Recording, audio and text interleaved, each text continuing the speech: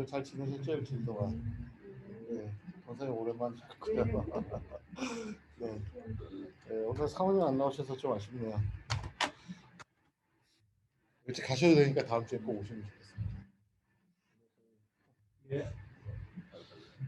네, 우리 기도하고 시작하도록 하겠습니다. 하나님 감사합니다. 오늘 우리가 또 다시 한번 주님의 말씀을 공부하기 위해 모였습니다. 하나님 오늘 이 시간에 우리에게 늘 그러셨던 것과 마찬가지로 주의 성령께서 우리에게 오시고 우리를 감동하셔서 하나님 주님께서 이 빌라문서를 통해서 원 독자인 빌레몬에게 하시려고 하셨던 말씀이 무엇인지, 그리고 이것을 통해서 또한 오늘날 우리에게 주시는 말씀이 무엇인지를 깨달을 수 있도록 도와주시고, 하나님 아는 것에서 그치지 않고 이것이 우리의 삶 가운데 적용이 되어서 우리가 이 말씀을 우리의 삶으로 살아갈 수 있도록 하나님 도와주십시오.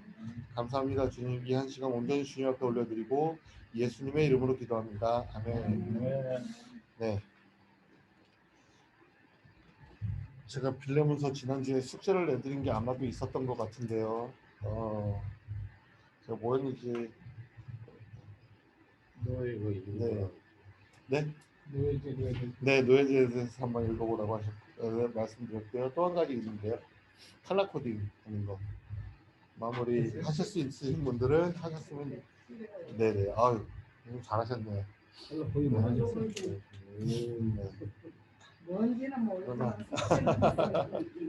네, 숙제를 하신 분들은 이제 오늘 수업이 좀 쉬워지는 겁니다.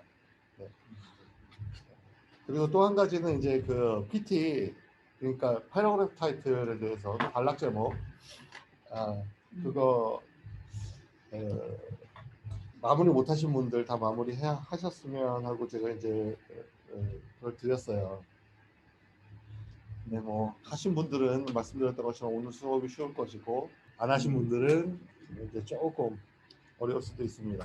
자, 그래서 이제 우리가 이제 빌레몬서를 지난주에 BRI를 하다가 말았죠. 저자에 대해서 우리가 했었고요. 네, 저자에 대해서 이제 다시 한번 보면, 네, 이 책의 저자가 누구인지에 대해서 이제 내적 증거를 찾으라고 말씀드렸는데요. 1절에서 이제 바울과 디모데라는 이름이 나오죠. 9절과 19절에서는 바울의 이름이 여기 다시 한번 직접적으로 언급됩니다. 나 바울은 하고, 나 바울이 나이가 많아서 뭐 이렇게도 나오고, 나 바울의 친필로서노니 이런 표현도 있죠. 질문이 있습니다. 네. 왜 1절에서 바울과 디모데를 네. 했을까? 네. 그러니까 그 다음부터는 다 바울이에요. 네네, 맞아요. 그러니까 바울이 쓴 거라고 딱 보여요. 네. 왜냐하면은 단수, 맞습니다. 1대1로 다 써. 네네. 근데 왜 1절에 바울과 디모데를 했을까? 그게 궁금합니다. 그게 이제 여러 가지 그 학자들도 여러 가지 해석들이 있는데요. 뭐 예를 들면 뭐 그 빌레몬을 바울과 디모데가 둘 다 알았을 것이다. 뭐 이런 해석도 있고 한데요. 확실한 건 우리가 알 수가 없죠. 명확한 근거가 없으니까 추측만 해볼 수 있는데, 그 중에 한 가지는 이제 여기 보시면 몇 절이냐, 19절. 나 바울이 친필로 쓰노니 이렇게 돼 있잖아요. 그러니까 이 편지를 빌레몬서를 바울이 처음부터 끝까지 다 자기 손으로 쓴 게 아니에요. 누가 옆에서 이것을 대필해주고 마지막에 여기에 가서 이제 바울이 펜을 받아서 자기가 쓰는 겁니다. 무슨 말인지 이해가 되시죠? 근데 이것은 그 당시에 굉장히 일반적인 그 문화예요. 그러니까 누군가 선생님이나 유명한 사람이나 누군가가 편지를 쓸 때 자기가 직접 쓰는 것이 아니라 대필자를 사용하는 겁니다. 편지뿐만 아니라 그 책을 쓰는 것도 마찬가지고, 그 당시의 상황은 그런 것이 굉장히 일반적인 문화였어요. 그러니까 어쩌면 여기에서는 빌레몬서에서는 그 바울이 구술을 하고 디모데가 옆에서 그것을 받아 적었을 가능성이 있는 거죠. 그리고 여기 이 19절에 가서 이제 바울이 펜을 받아서 바울이 여기서는 자기가 직접 쓰는 겁니다. 근데 이제 그 대표자가 디모데냐 아니냐, 다른 사람일 가능성도 없지 않아요. 물론 있습니다. 그러나 왜 디모데가 여기 같이 등장했느냐, 뭐 디모데가 그랬을 수도 있겠다라고 보는 것이죠. 그리고 우리 19절에 가서 이제 그것에 대해서 조금 더 자세히 왜 여기서 바울이 친필로 쓰는가에 대해서는 19절에 나중에 다시 한번 이야기를 하도록 하겠습니다. 근데 이렇게 서신서에서 바울이 자기 이름만 언급하지 않고 다른 사람 이름을 같이 언급하는 경우가 종종 있습니다. 예를 들면 뭐 바울과 실로아노는 뭐 이런 식으로 하면서 이렇게 언급하는 경우가 있습니다. 그럼에도 그 내용을 보면 바울이 개인적으로 혼자 기록하는 것이라는 것을 알 수가 있어요. 단지 이게 이제 실제로 바울의 손으로 기록했느냐, 누구의 손으로 기록했느냐 이 차이긴 하지만 그렇다고 다른 사람의 손으로 기록했다고 해서 이것이 바울의 서신이 아니라고 말할 수는 없죠. 왜냐하면 바울이 불러주고 옆에서 대표한 거니까. 자, 그래서 10절에서 바울의 이름이 직접 언급되고 4절부터 24절까지는 1인칭 대명사 나가 사용됩니다. 그러나 여기 저자군요. 네, 나가 사용됩니다. 그렇기 때문에 이것은 바울과 디모데 공동 저작이라고 보기보다는 바울의 개인 저작이다라고 볼 수 있겠고요. 8절 9절 수신자에 대해 명령할 수 있는 권위가 있는 사람입니다. 8절 9절에 뭐라고 되어 있나요? 이러므로 내가 그리스도 안에서 아주 담대하게 내게 마땅한 일로 명할 수 있으나 라고 되어 있습니다. 8절 9절 도리어 사랑으로서 간구하노라 이러면서 이제 얘기하죠. 그러니까 명령할 수 있는 권위가 있어요. 그러나 명령하지 않죠. 2절입니다. 2절에는 우리와 함께 군사된 아키포라는 표현이 있는데 우리와 함께 군사됐다라는 표현이 있잖아요. 이 표현을 보면 저자는 마치 군인인 것처럼 보입니다. 그렇죠?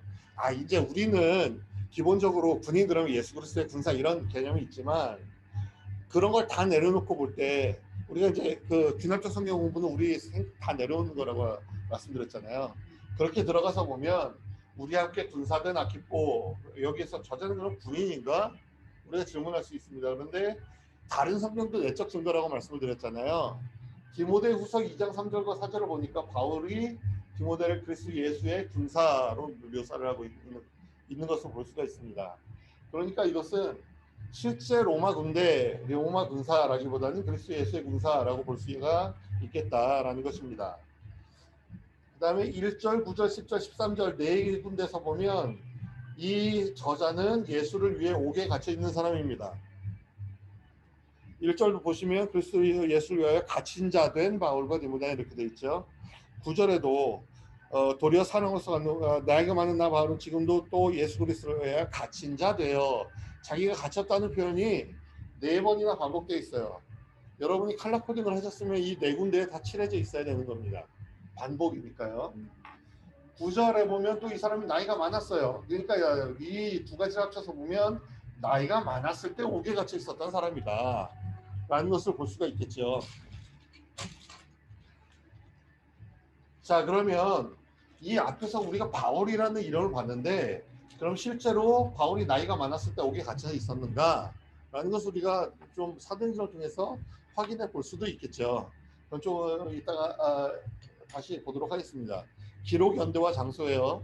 다시 한번 말씀드리지만 이거 안 적으셔도 됩니다. 제가 드릴 거예요. 기록 연대와 장소입니다. 어디에서 기록했고 언제 기록했느냐. 자, 내적 증거와 외적 증거를 통해서 결론을 내시라고 말씀드렸고요. 바울이 그럼 언제 투옥된 적이 있었는가? 투옥된 적이 있다면 한 번 투옥되었는가? 여러 번 투옥되었는가? 그 여러 번이라면 도대체 그것이 그 중에 언제인가를 우리가 살펴볼 수가 있겠죠. 그 이유는 무엇이냐면 우리가 저자를 통해서 봤을 때 이 저자가 옥에 갇혀 있다라고 말하고 있잖아요. 그러니까 이 서신을 통해서 우리가 알아볼 수 있는 이 서신의 연대를 추정할 수 있는 근거는 옥에 갇혀 있는 거예요. 그거 외에는 다른 것은 별로 없습니다. 그냥 나이가 많고 옥에 갇혀 있고. 그래서 사도행전을 쭉 보시면 이게 되게 흐리게 나오는데요. 이 4군데입니다. 빌립보, 장소가 빌립보, 예루살렘, 가이사랴, 로마입니다. 이것이 이제 사도행전의 본문에 나타나는 바울의 투옥이에요. 어떤 사람은 이제 고린도서신에 있는 그 내용을 근거로 해서 에베소에서도 갇혀 있었을 것이다라고 이야기를 하는데 그것은 명확하진 않습니다. 갇혀 있을 가능성은 있지만 확실하진 않아요. 어쨌든 그래서 확실한 거 4가지만 제가 가지고 왔어요. 그리고 네. 딴 성경에 있는 것도 내적 증거예요. 그렇죠. 네네네. 성경 전체는 내적 증거입니다. 네. 그리고 여기에서 한 가지를 더 우리가 고려해 볼 수 있는 것은 이 성경에는 나와 있지 않지만 로마의 1차 투옥 이후에 2차 투옥이 있었다는 것을 알고 있잖아요. 역사적으로. 이제 그것도 하나의 가능성은 될 수 있겠죠. 그래서 어쨌든 이것들을 우리가 살펴보도록 하겠습니다.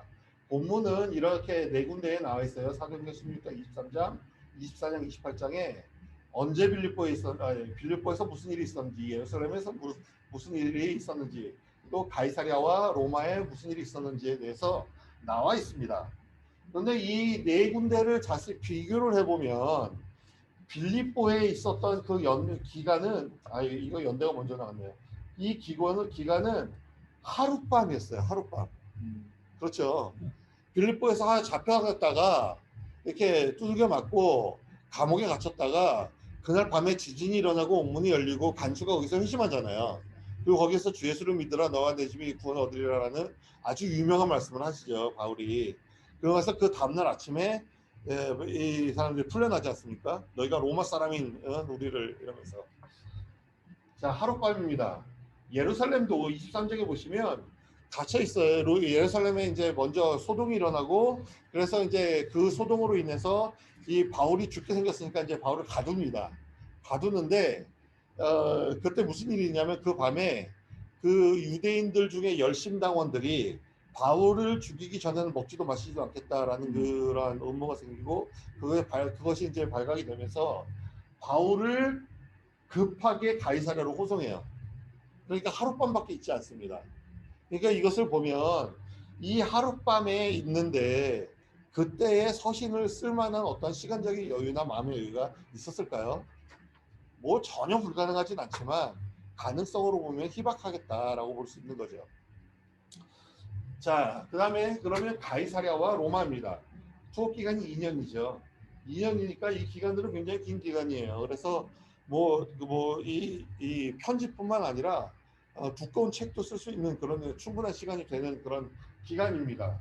여기 혜택이 있는데 빌립보와 예루살렘에는 그냥 갇혀 있는 거예요. 혜택이 없습니다. 가이사랴에서는 친구들이 방문할 수 있었어요. 그리고 로마에서는 친구들이 방문할 뿐만 아니라 그 자기가 집을 이제 그 하우스 어레스트였잖아요. 정확하게 감옥이 아니고. 그러니까 뭐라고 하죠? 귀양처럼 우리나라로 말하면. 그러니까 그 집에 이제 스스로 갇혀 있는 건데,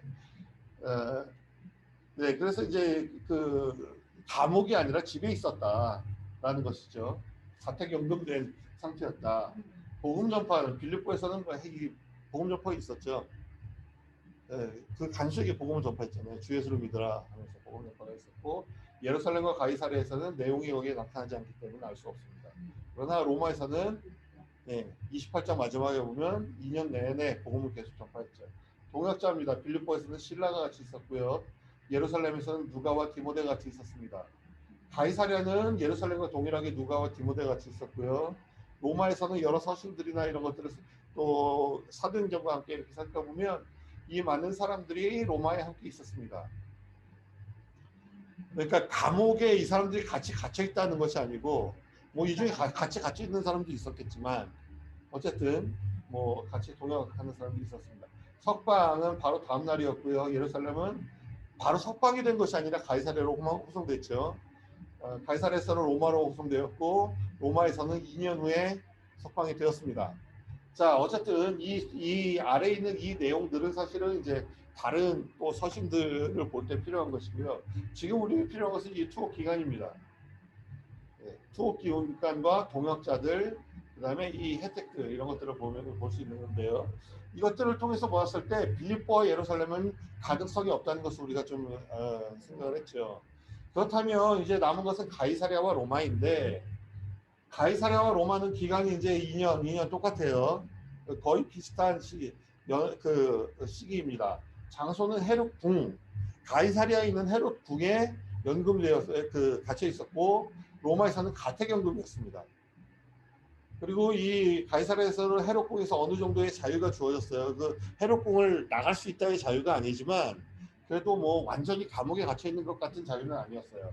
그래서 사람들을 만날 수 있는 자유가 주어졌습니다. 로마에서는 어느 정도보다는 조금 더 자유가 주어졌던 것 같습니다. 그래서 거주지만 제한이 되었던.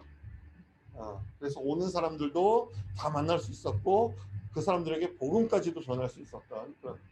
지리적인 위치는 로마 변방의 팔레스틴의 항구 도시이고, 로마는 로마의 수도이죠.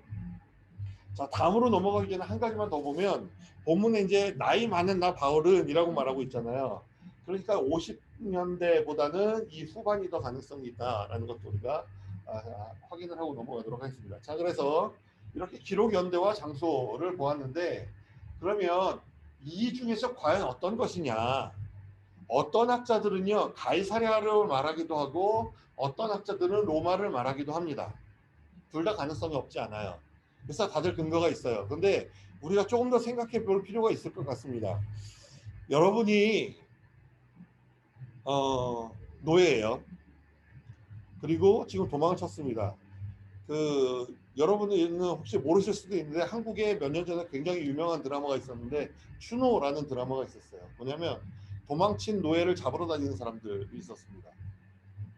그리고 잡아가면 이 사람들이 이제 거기서 받는 돈으로 이제 살아가는 거죠.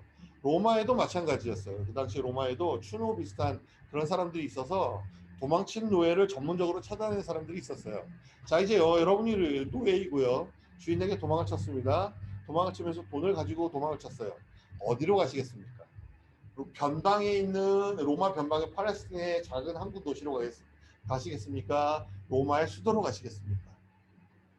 다시 말해서 여러분들이 도망을 치시면 요 캔자스 변방에 있는 아주 작은 시골 마을로 도망을 치시겠습니까? 아니면 뉴욕으로 도망을 치시겠습니까? 그렇죠. 뉴욕으로 가야죠. 왜요? 네, 사람들이 못 알아보니까 작은 도시로 가면 새로운 사람이 오면 금방 알아보죠. 그래서 자, 이 보시면 이게 이제 가이사랴 유적지예요. 제가 구글맵에서 찾은 걸 찾아가지고 봤는데 지금 여기에 이제 가이사랴 유적지거든요. 그래서 여기 이제 로마 원형 경기장이 있고 이쪽에 이제 헤르궁 터가 있고 뭐 이러면서 이제 이것들이 있습니다. 여러분이 구글에 가셔서 한글로 가이사랴 치시면 조금 더 자세한 그 그림들이 나와요. 사진들도 나오고 또 이제 영어로 가이사랴 치셔도 괜찮습니다. 자, 그런데 이게 이렇게 보면 도대체 이게 어느 정도 크기인지 아실 수가 없잖아요. 그래서 제가 여기 비교해 놨습니다. 여기가 지금 현재 있는 골프 클럽입니다. 그러면 이제 비교가 되시겠죠. 이 유적지가 골프 클럽의 한 요 정도, 한 반 정도 될까요? 면적이? 지금 여기 보시면 요거 하나가 이제 이렇게 하나가 이렇게 뭐죠? 하나의 디스트릭이죠. 뭐라고 할까요? 주택 단지. 주택 단지 여기 들어가면 몇 개 들어가지도 않겠죠. 물론 그 당시 사람들이 여기만 살았던 것이 아니고 이렇게 분포돼서 살았겠지만 어쨌든 중심 시가지가 요거밖에 안 되는 거예요. 그러면은 굉장히 발각되기 쉽지 않겠습니까?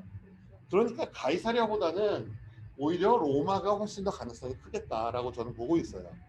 그래서 이것은 60년에서 62년 사이에 주후 60년에서 64년 사이에 로마에서 기록되었을 것이다 라고 생각이 됩니다.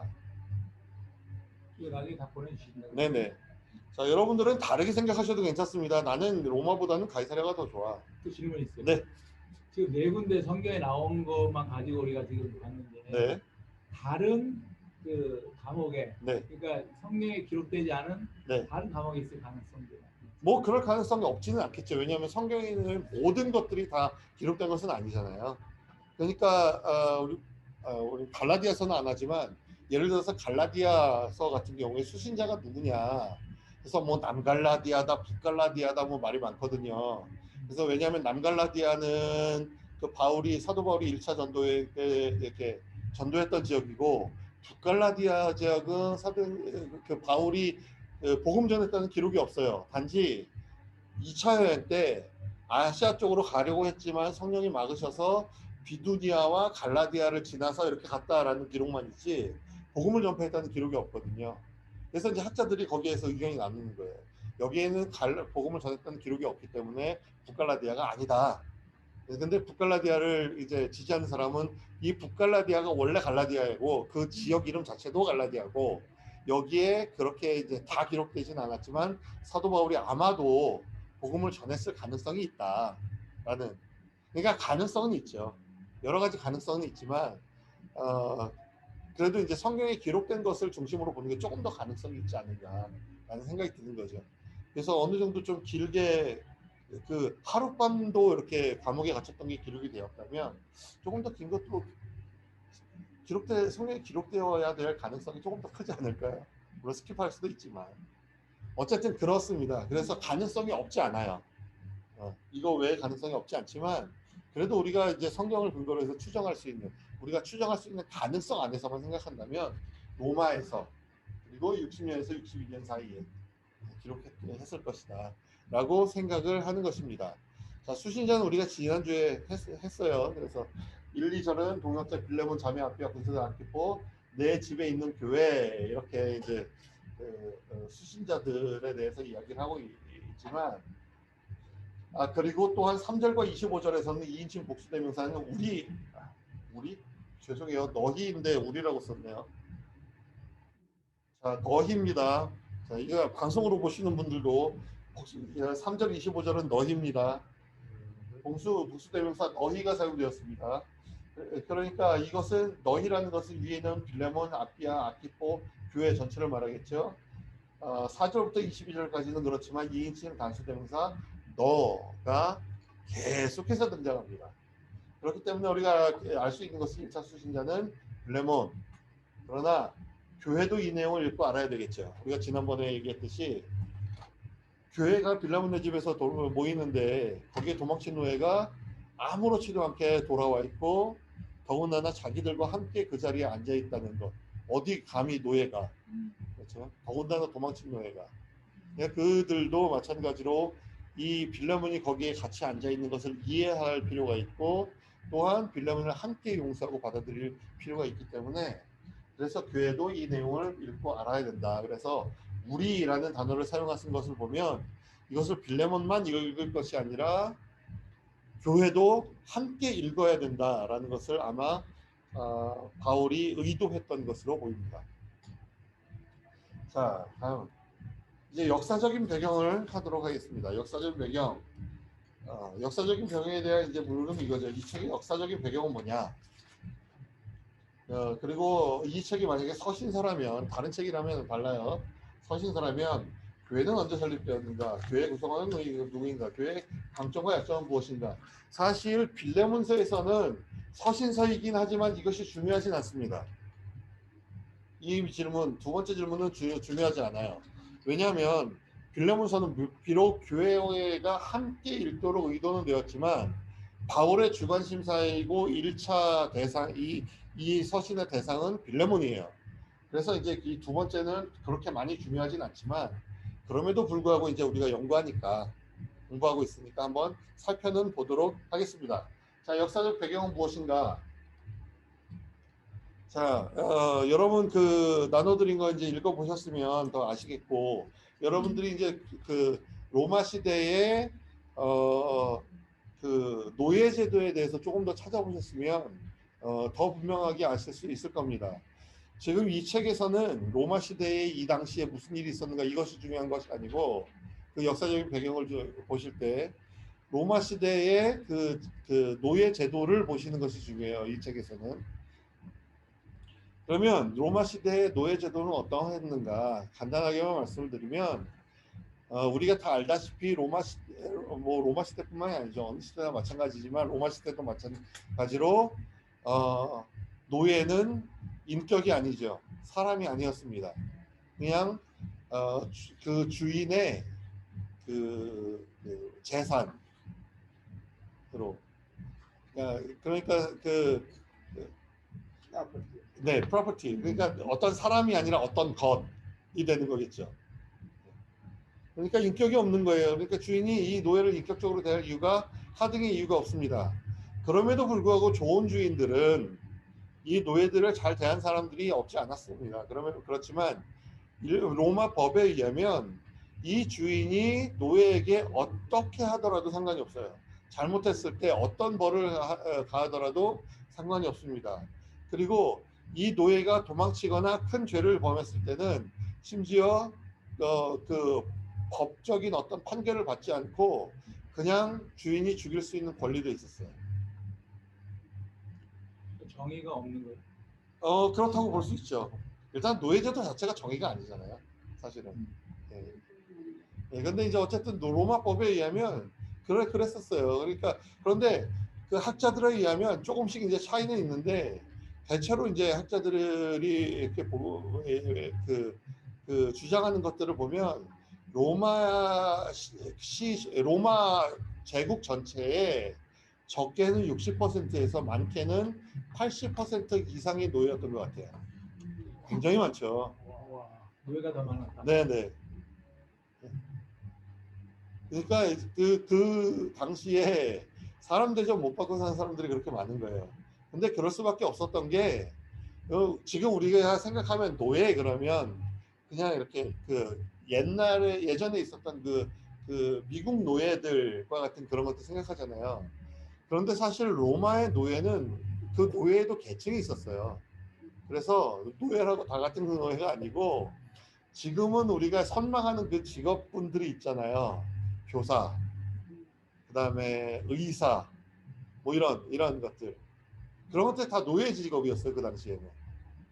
예.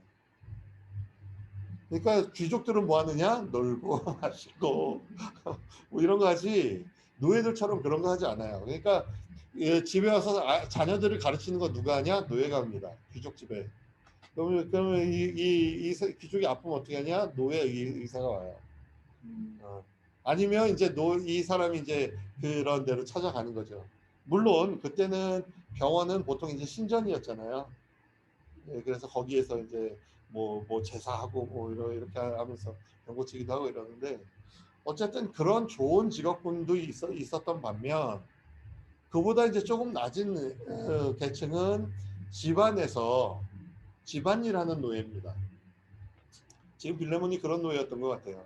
그래서 가사노동을 한다든가 우리나라도 옛날에 그런 거 있었잖아요. 마당새야 나 마당 좀 쓸어라 그러면 예 그러면서 마당 쓰고 뭐 그런 노예들이 있었고 또 그것보다 조금 더 어려운 그런 일들을 하는 노예도 있었지만 가장 노예들이 기피하는 건 무엇이었냐면 광산노예였어요. 왜냐면 광산노예는 광산이라는 곳 자체가 굉장히 위험하지 않습니까? 갱도가 무너지면 거기 그 안에 들어가 있는 사람은 다 죽는 거예요. 그러니까 거기서 깔려 죽는 사람도 있지만 그 입구가 막혀서 나오지 못해서 죽는 사람들도 무지개 있는 거죠. 더군다나 그 땅속 깊숙이 들어가면 굉장히 덥다 그래요. 그리고 그 먼지라든가 석탄가루라든가 쇳가루 같은 거 이게 다 날리는 거 다 마시고 이러면서 사실 우리나라도 그 지금은 이제 다들 폐광이 되었지만 불과 한 수십 년 전만 해도 이제 탄광들이 있었잖아요. 근데 탄광에서 일하던 그 탄광 농부들은 이 마스크를 그 진폐 마스크를 쓰고 있음에도 불구하고 이 폐에 질환이 굉장히 많이 생기는. 근데 2000년 전에 그 로마에서 오죽했겠습니까? 더하면 더했지 결코 덜하지 않죠. 더군다나 노예들이니 그 아프다고 뭐 병원을 데려갈 리도 없을 거고요.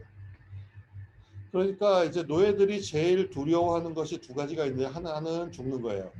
맞아서 죽거나 칼에 배임을 당해서 죽거나 어쨌든 죽임을 당하는 것을 제일 두려워합니다. 또 한 가지는 광산 노예로 팔리는 거예요. 마음에 안 들어 팔아버리고. 네. 오히려 차라리 광산 노예로 팔리는 죽는 게 나을 수도 있어요. 그 노예들은. 그러니까 노예들이 잘못했을 때 이게 이제 큰 잘못을 하면 이런 결과를 받을 수밖에 없는 거죠. 그러니까 지금 오네시모의 경우가 그런 경우입니다. 주인에게 도망갔죠. 돈까지 훔쳤어요. 그러니까 지금 얘는 돌아오면 죽거나 광산노예로 팔리거나 하는 겁니다. 지금 그런 상황이라는 것을 여러분 좀 염두에 두시고 이 책을 읽으시면 더 좋을 것 같습니다. 그러니까 지금 오네시모는 이 편지를 가지고 오는 거잖아요. 자기가 직접 이걸 들고 그러면서 이걸 들고 그 빌레몬 집에 문을 두드릴 때 그 마음이 어땠을까 한번 상상해 보시면서 이걸 줄 때 어떤 마음으로 줬을까, 빌레몬이 이걸 읽을 때 어떤 마음이었을까 이런 것들을 좀 상상해 보시면서 읽으시면 도움이 될 것 같습니다.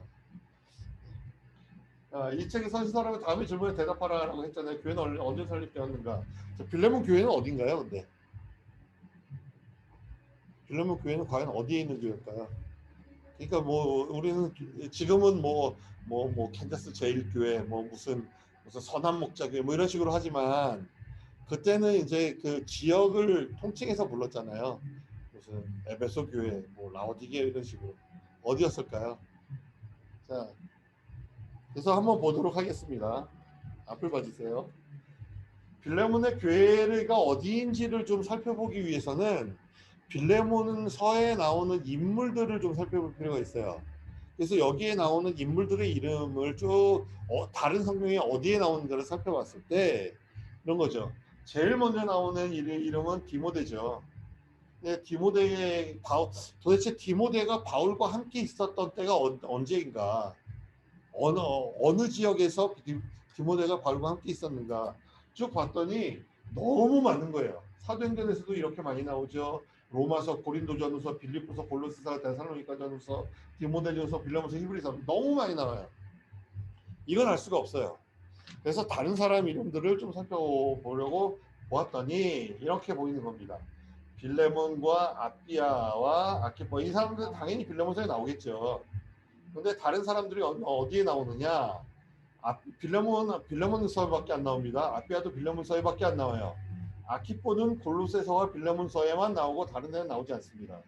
오네시모도 골로새와 빌레몬서에만 나오고요. 마가는 골로새서, 빌레몬서, 디모데후서, 그리고 그 외에 베드로 전서에도 나오고, 아리스토고는 이런 데 나오고 이렇게 나옵니다. 이것을 쭉 보았을 때 이 교회가 어딘 것 같으세요? 지금 빌레몬서니까 당연히 여기 다 나오겠죠. 골로새겠죠. 대단하세요. 자, 그러니까 우리는 이것을 보면서 빌레몬의 교회는 아마도 골로새에 있는 교회인가 보다라고 추측을 할 수 있겠죠. 자, 한 가지가 더 있습니다.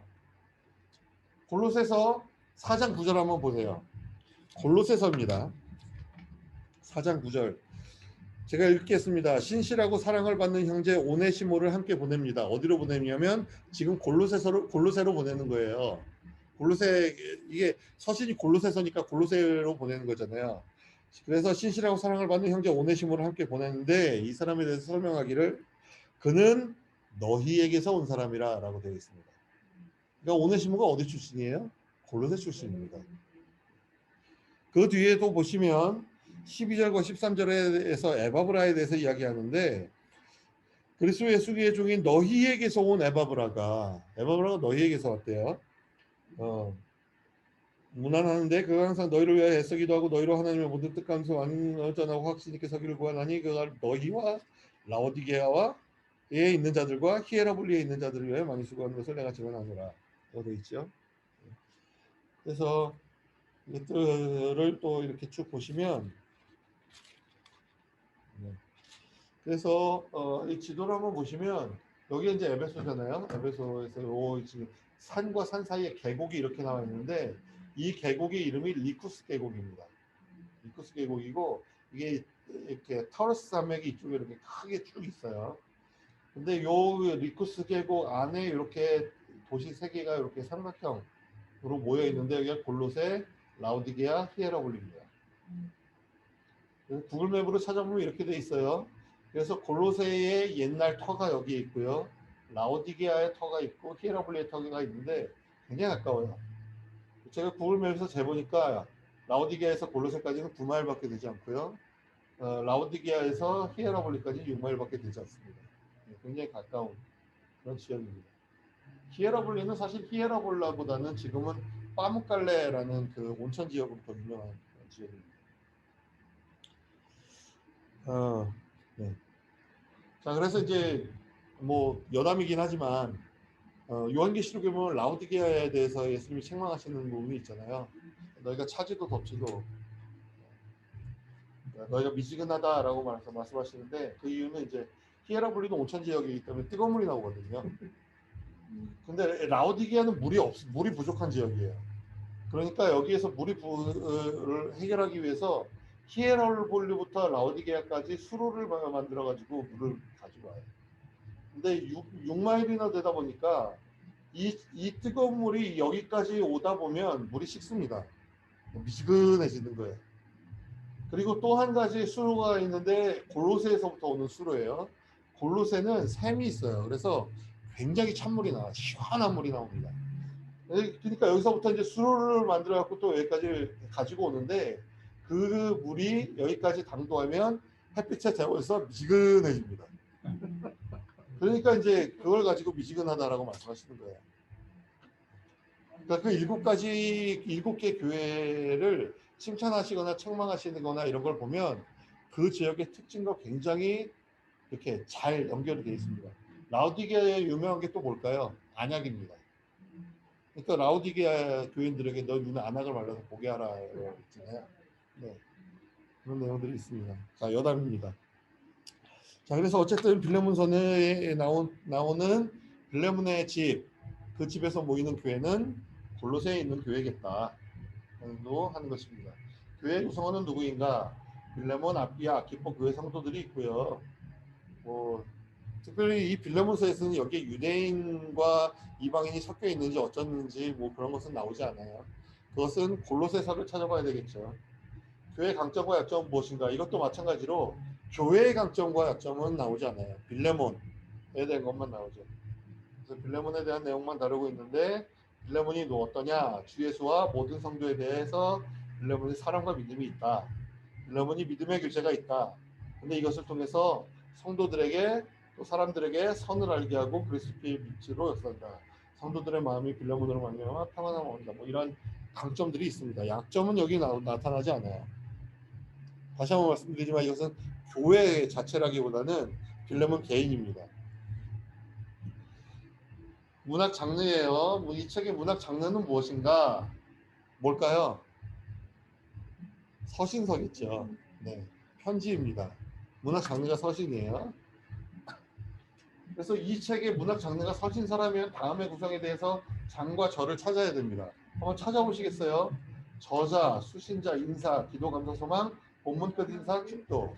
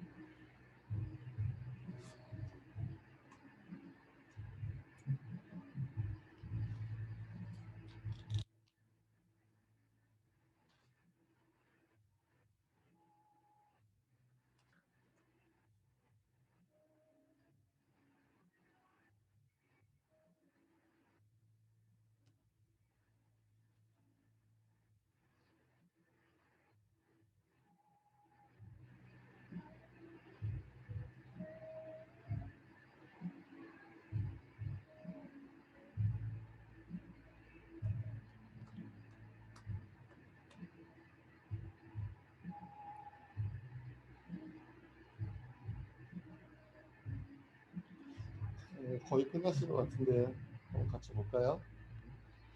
네. 저자는 어디서부터 어디까지인가요? 1장 1절.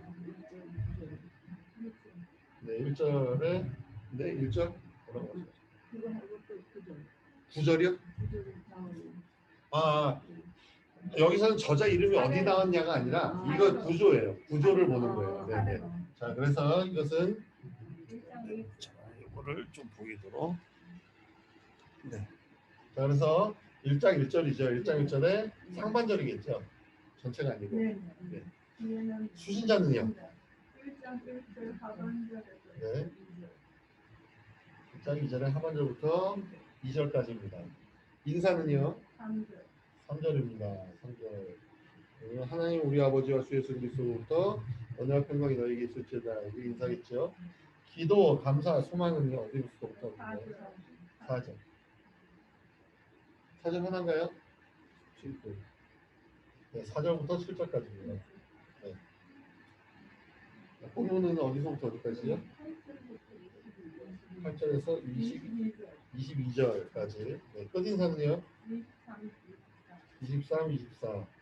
축도는 25절이겠죠. 네. 이렇게 보시면 여러분들이 이제 이 저자가 본격적으로 하려는 말이 도대체 어느 부분인지를 정확하게 보실 수가 있습니다. 바로 요 8절부터 22절까지. 예. 근데 제가 지난번에도 말씀드렸는데 그것이 뭐냐면 이것이 중요하지만 이 다른 부분도 마찬가지로 자세히 보셔야 된다고 제가 말씀드렸어요. 왜냐하면 본문을 이야기하기 위해서 먼저 이렇게 분위기들을 쭉 만들어 놓거든요. 그러니까 이 앞에서 이 저자가 하고자 하는 말을 먼저 분위기를 쫙 잡아요. 그래서 여러분들이 이것을 보시면 이제 이것을 통해서 마음을 이 저자들을 이 수신자들을 이제 이런 식으로 설득을 하는구나, 아니면 이런 식으로 마음을 열게끔 하는구나. 저자가 이런 이야기, 이런 그 주제의 이야기들을 하려고 하는구나, 이런 것들을 볼 수가 있겠죠. 그래서 이것들을 보시면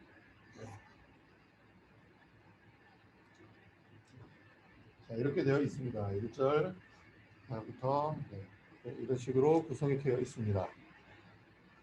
자, 마지막으로 이제 조사적 방법이 있는데, 조사적 방법, 이 책의 중심 주제는 무엇인가, 이 책을 기록한 이유는 무엇인가. 여러분들이 이제 그 첫 번째 읽기 하면서 생각을 해보셨는데, 그리고 그때 그것들을 이거 좀 나눴었죠.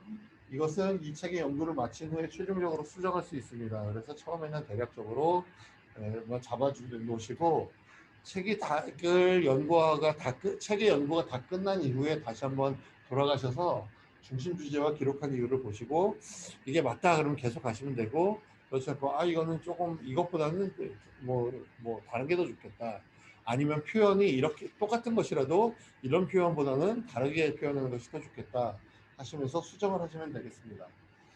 자, 이것이 이제 조사적 방법입니다. 구조는 뭐 한 장짜리니까 구조는 없겠죠. 필요도 없습니다. 자, 이제 네 번째 읽기인데, 네 번째 읽기는 여러분 안 하십니다. 안 할 거예요. 이것은 이제 차트를 그리는 거라서 이것까지 하면 이제 되게 복잡해서 여러분 안 하고 싶어져요. 그러니까 그래서 이것은 안 하겠습니다. 다섯 번째 읽기를 하는데, 다섯 번째 읽기는 어떻게 하느냐, 이 순서대로 하시는 거예요. 관찰, 해석, 그 해석 가운데서 진리를 찾고 그 진리를 적용합니다. 아시겠죠? 관찰하고 그 관찰한 것을 해석하고 해석한 것을 가운데서 진리를 찾아서 그 진리를 적용합니다. 이 적용은 어떻게 해야 하느냐? 구체적이고 실천 가능해야 돼요. 그러니까 오늘 주제가 사랑이네. 난 사랑을 하면서 살아야 되겠다. 이거는 아니에요. 이거는 적용이 아닙니다. 이거는 삶의 원리이지 적용이 아니에요. 실제로 내가 미워하는 사람이 있는지, 실제로 내가 사랑을 표현해줘야 하는 사람이 있는지. 그러니까 예를 들면 내 주위에 너무 힘들고 아파하는 사람이 있는 거예요.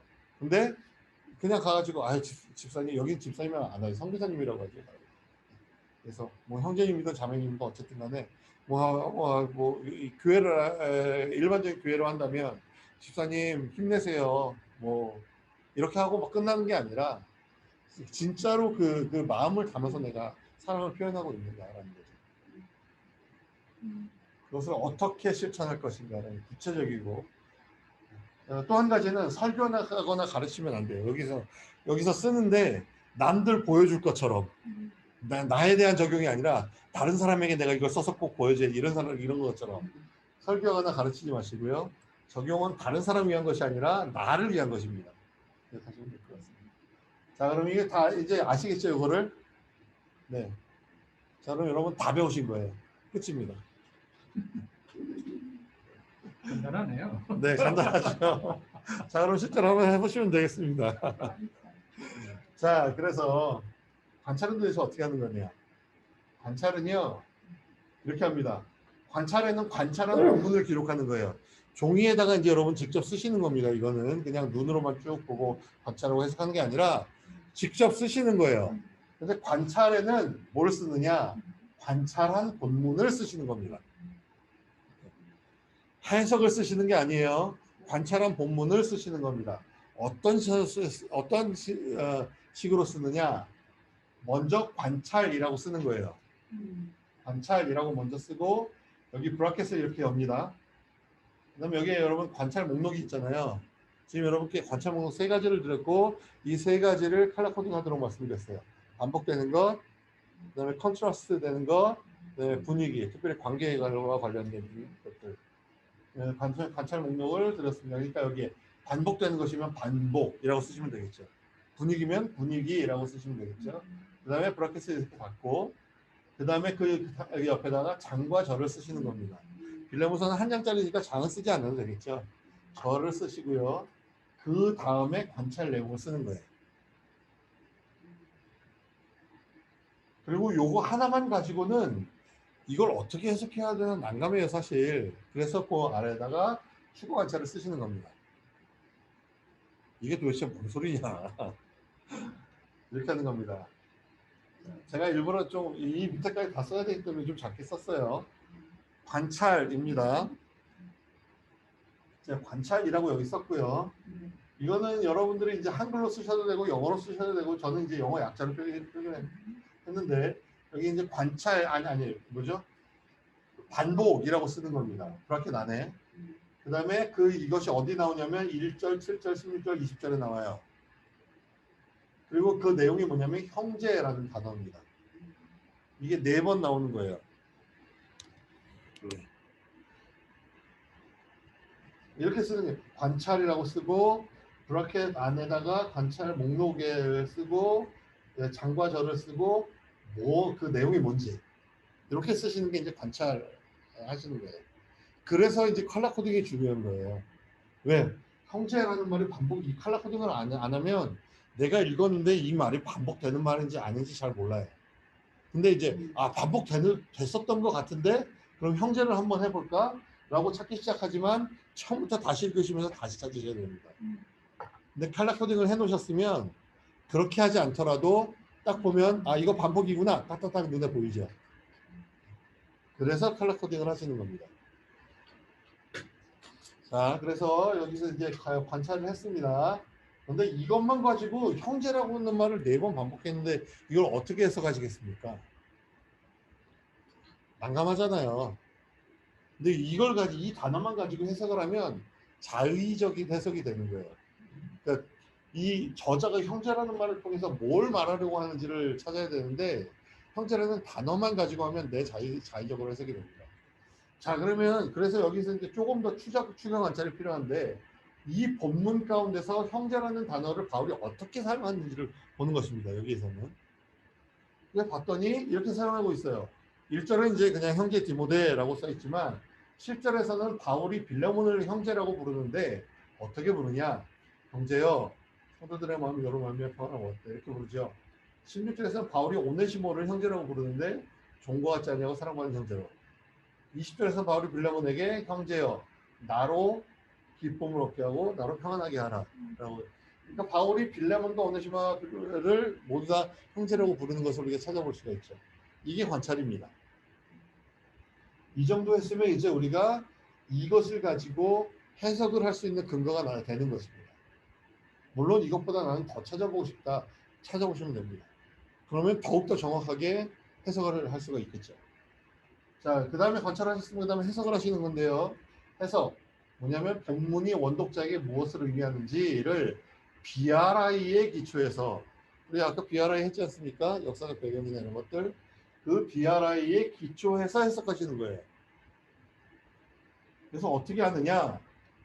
이렇게 합니다. 관찰. 해적 위에다 관찰이라고 쓰고 관찰을 하지 않았습니까? 해석이라고 쓰는 거예요. 해석이라고 쓰고 이 아래는 어떤 형태로 하셔도 상관이 없어요. 이렇게 지금 세 가지로 저는 이 위에는 다시 말씀드릴게요. 이것과 이것과 지금 똑같은 해석을 제가 두 번 넣은 건데요. 형태가 달라요. 이거는 목록처럼 한 거. 이것은 그냥 쭉 써놓은 것이에요. 어떻게 했느냐? 이 해석, 이 도대체 관찰한 것의 의미가 뭐냐는 거죠. 이게 의미가 뭐냐면 바울은 빌레몬과 오네시모를 모두 형제로 부른다라는 것이고, 이 의미가 그럼 암시하는 게 뭐냐? 과거가 어떠했든 상관없이 그리스도 안에서 모두 평등하다라는 것입니다. 물론 이것을 더 길게 쓸 수 있어요. 뭐냐면 오네시모는 종이었고 로마법에 의하면 어쩌고 저쩌고 이런 거 다 쓸 수 있지만 이미 BRI에서 여러분들이 다 적어 놓으셨기 때문에 굳이 그걸 가지고 오지 않으셔도 괜찮아요. 그냥 여기다 이렇게 과거가 어땠든 상관없이 이렇게만 쓰셔도 괜찮습니다. 그래서 SOR 이제 제가 이제 약자로 쓴 거예요. 이거는 이게 너무 길어져서 SOR이라는 것은 significant to the original reader라는 말이고요. 그러니까 원 독자들에게 의미하는 게 뭐냐라는 게. 그럼 현 독자들에게는 오리지널 리더를 컨템포러리 리더로만 바꾸면 됩니다. 그러니까 이 용어는 이제 제가 혹시라도 쓰게 되면 여러분 이런 의미라는 것을 알아두시고 SOR 그러면 원독자들에게 의미하는 거, SCR 그러면 지금 현재 독자들에게 의미하는 거. 그래서 원독자들에게 의미하는 게 뭐냐? 바울이 빌레몬을 사랑하는 것과 같이 빌레몬도 오네시모를 사랑하고 용서하고 형제로 받아들여야 된다라고 바울이 지금 말하고 있는 것이다. 이 단어를 통해서 라는 해석입니다. 혹은 이렇게 하셔도 되고 혹은 이 밑에 있는 것처럼 그냥 쭉 서술식으로 쓰셔도 괜찮습니다. 바울은 빌레몬과 오네시모 모두를 형제라고 부른다. 이것은 과거가 어떠했든 상관없이 그리스도 안에서 모두 평등하다는 것을 말한다. 따라서 바울이 빌레몬을 사랑하는 것과 같이 빌레몬도 오네시모를 사랑하고 용서하고 형제로 받아들여야 한다라는 것입니다. 그러니까 어떤 식으로 여러분들이 하셔도 괜찮습니다. 자, 이렇게 해석을 했습니다. 자, 그럼 이 해석 가운데서 진리를 찾아야겠죠. 자, 그러면 여기 해석에서 어떤 진리를 찾을 수 있을까요? 이 진리는 사람마다 다를 수 있습니다. 찾아야 되는 진리는. 표현도 물론 다르겠지만 약간씩 다를 수 있어요. 모두 평등하다. 네, 모두 평등하다. 뭐 어떤 것이 있을까요? 뭐 여기 표현 가운데서 사랑하고 용서하고 뭐 이런 말이 있으니까 뭐 용서라는 것도 나올 수 있겠지만 중요한 것은 뭐냐면요. 관찰과 해석은 반드시 연관성 있게 하셔야 돼요. 해석과 나오는 진리도 연관성이 있어야 되고 진리와 적용도 연관성이 있어야 됩니다. 제가 이 말씀을 드리는 이유는 여러분들이 생각하시기에 아 이거 당연하지 관찰한 거 거기서 해석을 해야지라고 생각하시지만 제가 다녀보면 관찰은 이렇게 해놓고 해석은 다른 거라고 그 해석에서 진리는 또 전혀 엉뚱을 가지고 오고 그것도 적용도 전혀 네 개가 다 다른 동서남북 흩어져 있는 그런 이렇게 하시는 분들이 계시기 때문에 제가 말씀을 드리는 겁니다. 그러니까 예를 들면 이런 거죠. 그 아모스서 7장에 보면 아모스가 나는 목자요 뽕나무를 재배하는 자다 이런 말이 있거든요. 그러니까 자기가 이제 선지자 가문도 아니고 선지자 생도도 아니라는 것을 이제 얘기하면서 나는 원래 목자고 뽕나무를 재배하는 자다 이렇게 이야기를 하는데 어떤 분이 거기서 이제 목자라는 단어를 가지고 오셨어요. 그 목자라는 단어를 가지고 오서 그 해석을 어떻게 하셨냐면 여호와는 우리의 목자이십니다. 하나님 우리의 목자이십니다. 보면은 선하신 목자이시고 뭐 이런 식으로 해석을 하셨어요.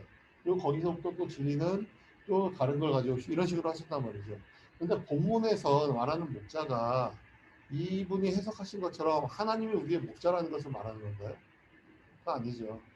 본문에서는 아모스가 자기가 목자라는 거예요. 하나님이 목자라고 말하는 게 아니에요. 근데 이분은 목자라는 걸 가지고 와서 여호와는 우리의 목자이십니다. 이렇게 해석을 했단 말이에요. 이건 연관성이 없기 때문에 잘못된 겁니다. 그러면 그것 자체가 신학적으로 틀린가요? 아니죠. 하나님 우리의 목자이시는 건 맞잖아요. 그러나 성경 본문이 그것을 의미하는 것은 아니라는 것입니다. 그래서 반드시 관찰해서 그 다음에 진리와 적용은 연관성이 있어야 된다라는 것 꼭 기억하십시오. 자, 그 다음에 이 해석한 것을 진리를 찾는데 이 해석한 것에서부터 이 해석한 것, 다시 말해 원독자들에게 의미한 것 중에서 영원히 변하지 않는 진리가 있는가? 영원한 진리가 없다면 혹은 찾을 수 있는 일반적인 원리가 있는가? 라는 것을 염두에 두셔야 하는 것입니다. 그래서 아까 보셨던 이것에서부터 영원한 진리를 찾으신다면 우리 장로님 말씀하신 것처럼 여러 가지를 볼 수 있겠지만 그 중에 하나는 그리스도 안에서 모든 사람들이 동등하다라는 것을 우리가 찾을 수 있겠죠. 그럼 이거 진리인가요? 그리스도 안에서 정말로 모든 사람이 동등한가요? 그렇죠. 그렇죠. 사회에서는 높고 낮음이 있을 수 있습니다. 사장과 부하 직원이 있고요. 또 부자와 가난한 사람들이 있고 정치계에서도 높은 사람과 낮은 사람들이 있죠. 그러나 그리스도 안에서는 모든 사람들이 동등합니다. 그럼 이 진리를 가지고 이 진리를 쓸 때도 마찬가지로 관찰이라고 쓰고 해석이라고 쓴 거 마찬가지로 진리라고 쓰시고 그리스도 안에서 모든 이걸 쓰는 겁니다. 그리고 마지막에 이제 이것을 가지고 우리가 이제 적용하는데 어떻게 적용하느냐? 발견한 진리를 나에게, 가정에, 우리 교회, 직장, 우리 사회나 국가에 이것을 어떻게 적용할 것인가 하는 거예요. 그러니까 구체적이고 실천 가능한 적용을 찾으라라고 하고 아까 말씀드렸던 것 이거 두 가지는 아까 말씀드렸던 거죠. 그래서 이렇게 적용을 하시면 되겠습니다. 그래서 안 쓰셔도 됩니다. 다시 한번 말씀드리지만. 네.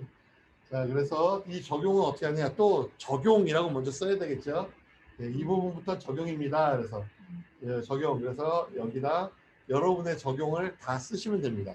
이건 이제 여러분의 적용에 여기 들어가는 거니까 저는 특별히 하진 않았습니다. 단지 적용이라고 쓰시고. 네. 진리를 그리스도 네. 안에서 모든 사람이 동등하다 이렇게 하셨는데 네. 그렇게도 할 수 있지만 네. 그리스도 안에서 모든 사람은 형제다. 그렇게 할 수도 있죠. 네. 그럼요.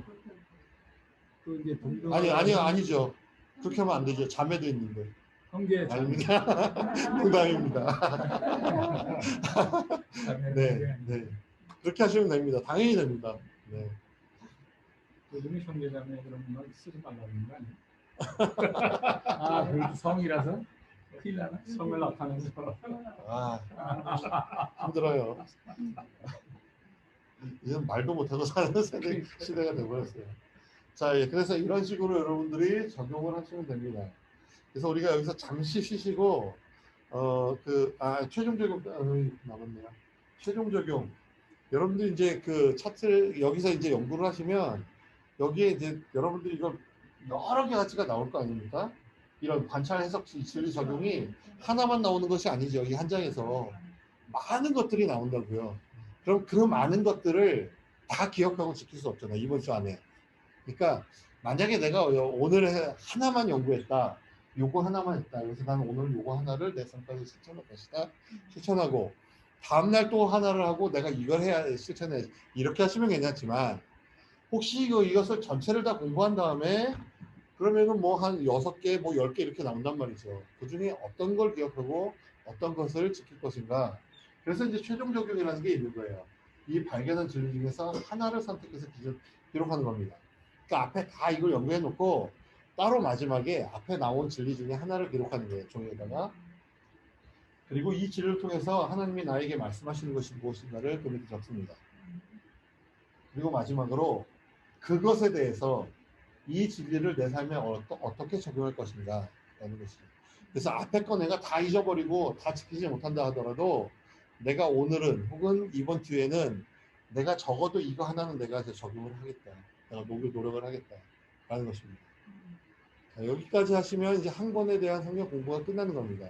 이제 마지막으로 여러분들이 한 가지가 더 남았다면 다시 돌아가셔서 이 책의 주제와 중심 내용이 무엇인지 그리고 왜 이 책을 쓰게 됐는지 그걸 다시 한번 점검하시고 또 한 가지는 이 구조가 이 책은 구조가 없지만 다른 책들은 구조가 있다고요. 한 장짜리가 아닌 이상은.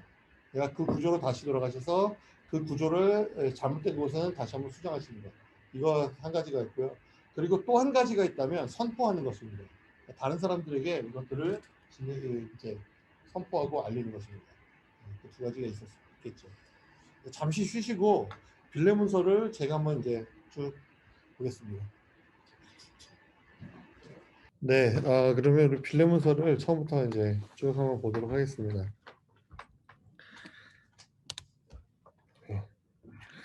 1장 1절부터 보시면 이제 그리스도 예수를 위하여 갇힌 자 된 바울과 및 형제 디모데는 우리의 사랑을 받은 자요, 디모데는까지 보겠습니다. 여기 보시면 그리스도를 예수를 위하여 갇힌 자 된 바울이라고 되어 있잖아요. 여러분들이 이제 종이에다가 표를 만드셔서 이 부분을 쭉 정리를 해보시면 각 서신서마다 저자가 자기 자신을 어떻게 소개하고 있는지를 보실 수가 있어요. 그러니까 로마서부터 시작해서 뭐 요한계시록도 서신이니까 요한계시록까지 하시든지 그렇지 않으면 유다서까지 하시든지 이거 쭉 정리해 보시면 그 각 서신서마다 약간씩 다른 그 특징들이 있거든요. 근데 이제 빌레몬서 같은 경우는 이제 그 바울의 서신 13권 중에 한 권인데 이 바울의 서신 안에서조차도 바울이 조금씩 다르게 표현을 합니다. 자기 자신을. 근데 대체로 표현하는 것을 보면 바울이 자기 자신을 사도와 종으로 표시를 하거든요. 일반적으로 그래요. 그런데 이제 사도만 이야기한다든가 종이라고만 이야기를 한다든가 그런 경우가 있습니다. 그런 경우에는 이 저자가 왜 갑자기 이 서신에서는 다른 서신과 다르게 하나만 이야기하지라는 걸 질문을 하셔야 되겠죠. 근데 이제 빌레몬서는 그 두 단어를 다 안 써요. 사도도 아니고 종도 아니고 갇힌 자 된 바울이라고 이야기를 합니다. 뭔가 이유가 있겠죠. 이렇게 표시를 하는 데는 자기 자신을 소개할 때 이런 식으로 소개하는 데는. 그런데 여기서만 지금 갇힌 자 되었다라고 말하는 것이 아니라 아까 보셨던 것처럼 비아라이 할 때 보셨던 것처럼 갇혔다는 표현을 여러 번 사용해요. 한 4번 정도 사용하는 것 같은데요. 제가 오늘 또 칼라코딩한 성경을 안 가져와서 4번 정도 이야기를 하는 것 같은데 거기에는 분명한 이유가 있을 거라는 말이죠. 바울이 야 내가 이렇게 갇힌 자 됐고 나 불쌍하지도 않냐?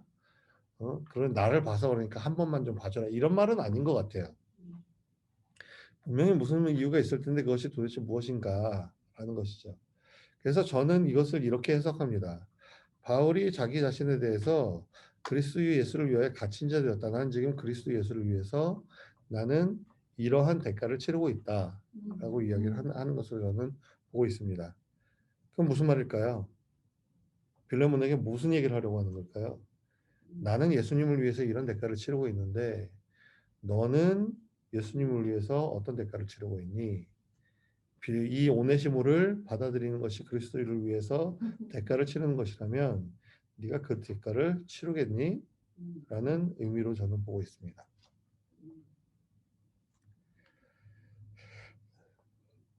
그래서 바울과 디모데는 우리의 사랑을 받는 자의 동역자인 빌레몬과 빌레몬은 동역자라고 말하고 있어요.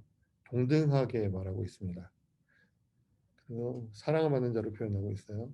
그러니까 사실 바울은 그 사도잖아요. 그러니까 어떻게 보면 사도인 바울과 그 빌레몬은 세상적인 눈으로 봤을 때는 급이 다른 케이스라고 말할 수 있는데 여기서 동역자로서 동등하게 지금 바울이 바라보고 있습니다. 빌레몬과 자매 아비아와 이 자매는 누굴까요?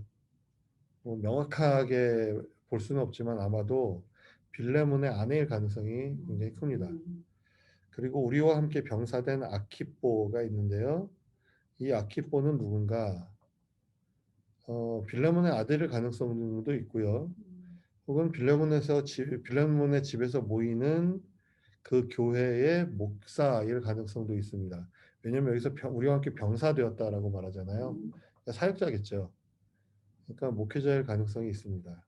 어쩌면 둘 다일 수도 있겠고요. 그러니까 빌레몬의 아들이면서 그 교회 목회자 될 가능성도 있겠죠. 그리고 내 집에 있는 교회에 편지합니다. 하나님 우리 아버지와 주 예수 그리스도부터 은혜와 평강이 너에게 있을지어다. 모든 서신에서 이제 저는 이 부분에 대해서 제가 항상 다루고 있는 중요한 것이 뭐냐면 모든 서신에 이 인사가 있어요. 물론 히브리서 같은 경우는 없지만 어쨌든 모든 서신에 이 인사가 있습니다. 이것은 아주 전형적인 유대 그리스도인들의 혹은 유대인뿐만 아니라 전형적인 그리스도인들의 인사말이었어요. 그러니까 당연히 모든 서신에 이게 들어가겠죠. 그런데 순서를 보세요. 순서가 굉장히 중요합니다. 하나님 우리 아버지 주 예수 그리스도부터 평강과 은혜가 너에게 있을지어다라고 말하는 성경은 단 한 곳도 없습니다. 모두가 다 은혜와 평강이라고 이야기해요. 그래서 이 은혜와 평강이 중요합니다. 그 이유가 뭐냐면 이 평강은 은혜가 있어야지만 존재할 수 있는 평강이에요. 그래서 말하는 평강은 이제 에이레네라는 단어인데 그 단어는 물론 히브리어 단어인 에이레네를 사용하지만 개념은 구약에 있는 그 히브리어 그 샬롬이라는 그 의미가 여기 포함되어 있는 것이고요. 그리고 여기서 말하고 있는 이 평강은 일반적으로 세상에서 두루두루 이야기하는 평강이라는 단어와는 다릅니다. 그 이유는 무엇이냐면 지금 이 빌레몬서를 기록하고 있는 그 시기가 주 60년에서 62년이라고 말씀드렸잖아요. 그런데 주전 약 20여 년. 그러니까 말하자면 가이사 아구스도가 황제가 된 이후로부터 시작해서 주후 약 200년 정도까지의 그 200년 채 안 되는 그 기간을 부르는 특별한 용어가 있는데 바로 팍스 로마나라는 용어입니다. 들어보셔도 좀 모르겠습니다.